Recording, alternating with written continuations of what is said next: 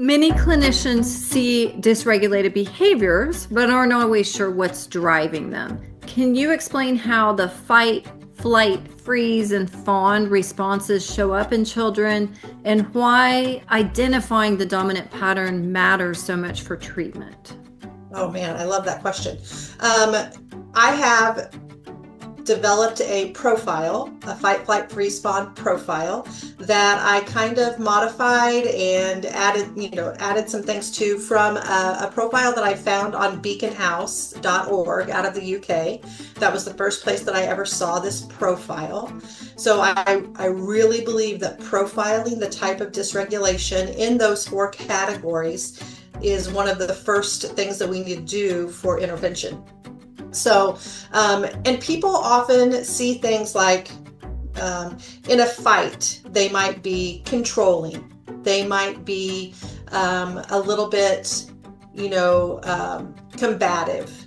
In a flight, they might actually leave the room, they might just change the subject, they might hide. In a freeze, that's kind of their fear response, and again they may run, they may lash out in a fear response. And then your fawn are kind of, that's the really hard one to figure out, because they tend to smile at you and they tend to be really compliant.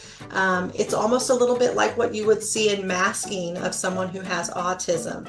So you have to first figure out that profile and give value to those behaviors as something that is not ADHD.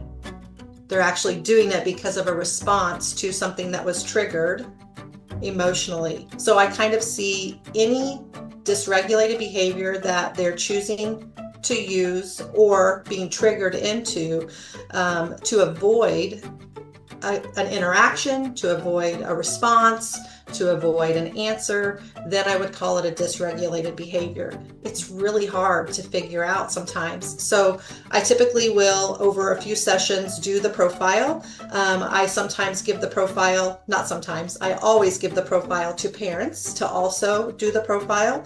We will often give it to teachers, so in a different variety for them to fill out the profile. And depending on the client's age, I do self profile. So I think it's really important for students to do it as well.